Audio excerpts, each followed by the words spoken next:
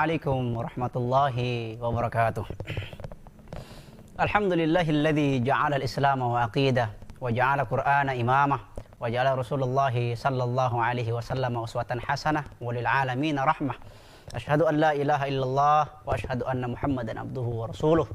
Allahumma salli wa sallim wa barik ala Muhammadin wa ala alihi wa sahbihi ajma'in. Bersyukur kepada Allah, alhamdulillah kita masih diberikan istiqamah dalam menjalankan ibadah puasa. Bersalawat kepada Rasulullah sallallahu alaihi wasallam. Semoga kita akan diakui sebagai umatnya di yaumil kiamah nanti. Amin ya rabbal alamin. Para pemirsa sekalian, alhamdulillah kita masih diberikan kesempatan di bulan suci Ramadan ini. Biasanya semangat kita dalam beribadah itu di awal, sehingga ada istilah hanya panas-panas di awal saja. Dan begitu mendekati akhir Ramadan, sudah mulai ada kemajuan. Ya, safnya yang semakin maju. Ya, entahlah godaan besar, melihat sana, lihat pertokoan sudah buka, lihat tempat perbelanjaan sudah buka, dan persiapan-persiapan menjelang hari raya Idul Fitri. Akan tetapi kembali lagi bahwa Ramadan adalah bulan umat Islam yang di dalamnya terdapat banyak keutamaan. Sesungguhnya orang yang istiqamah dengan ibadah akan mendapatkan ganjaran yang sangat besar dari Allah Subhanahu wa taala. Perhatikan firman Allah Subhanahu wa taala dalam Quran surah Fussilat ayat 30. A'udzu billahi minasyaitonir rajim. Innal ladzina qalu rabbunallahu tsumma istaqamu tatanazzalu alaihimul malaikah alla takhafu wa la tahzanu wa abshiru bil jannati allati kuntum tu'adun.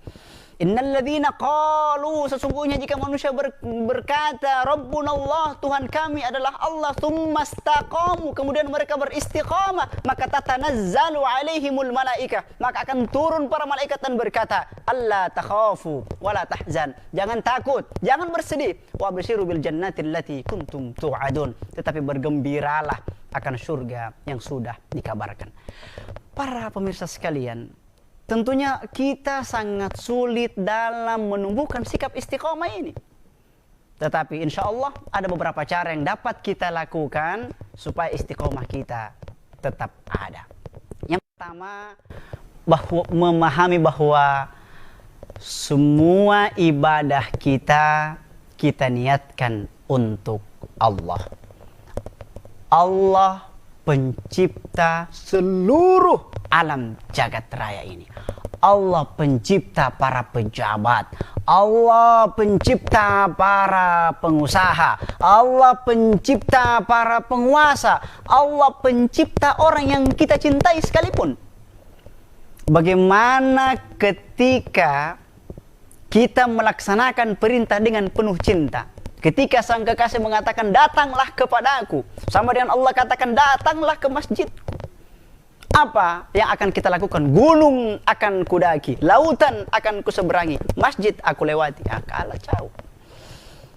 Kalau dorongan ibadah karena landasannya cinta kepada Allah, maka kita akan mudah dalam menjalankannya. Semua ibadah, semua yang kita lakukan adalah untuk Allah Subhanahu wa ta'ala. Di hari penghisapan, di hari kemudian kita mengharapkan naungan Allah. Di dunia kita butuh beribadah kepada Allah. Kita berjalan menuju Allah, maka Allah akan berlari menyambut kita. Satu langkah kita menuju Allah, Allah akan menyambut kita dengan 1000 langkah. Allah maha luas, maha besar kasih sayangnya kepada kita semua. Satu, memahami bahwa semua perintah merupakan perintah dari Sang Pencipta dan harus kita menumbuhkan kecintaan kepada Sang Pencipta. Yang kedua, supaya sikap istiqomah kita tetap ada, hendaklah kita selalu bersama dengan jamaah yang benar, bersama dengan teman-teman yang soleh. Insya Allah dengan teman-teman yang soleh itulah yang akan membangkitkan semangat kita dalam fastabiqul khairat, berlomba-lomba dalam kebaikan, berlomba-lomba dalam ibadah kepada Allah Subhanahu wa ta'ala. Ketika kita lakukan dengan orang-orang yang soleh, kita akan terpancing. Maka jangan melupakan kawan-kawan yang soleh. Jangan memisahkan diri dari jamaah. Karena sesungguhnya domba yang memisahkan diri dari jamaah itu yang akan diterkam oleh serigala-serigala.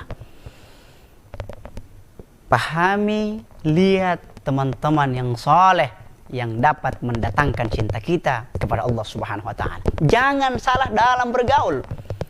Sebagai contoh, coba kita melihat kulit kambing.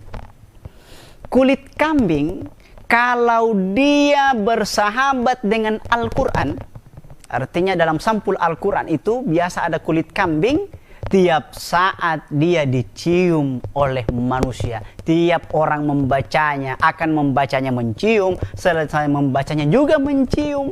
Dia dicium oleh semua umat Islam. Tetapi begitu kulit kambing bersahabat dengan beduk, tiap saat, tiap waktu sholat selalu dipukul, dan dipukul. Padahal sama-sama posisinya kulit kambing. Tetapi karena dia salah bersahabat, dia bersahabat dengan beduk, akhirnya dipukul tiap saat. Dan ketika dia bersahabat dengan Al-Quran, maka dia bisa dicium tiap saat. Maka cari teman-teman yang dapat menghadirkan kita untuk mencintai Allah, untuk memudahkan istiqomah kita dalam ibadah kepada Allah Subhanahu wa ta'ala. Demikian yang dapat saya sampaikan, mudah-mudahan bermanfaat. Hadanallahu wa iyyakum ajma'in. Subhanakallahumma bihamdik, asyhadu an la ilaha illa anta astaghfiruka wa atubu ilaik. Wassalamualaikum warahmatullahi wabarakatuh.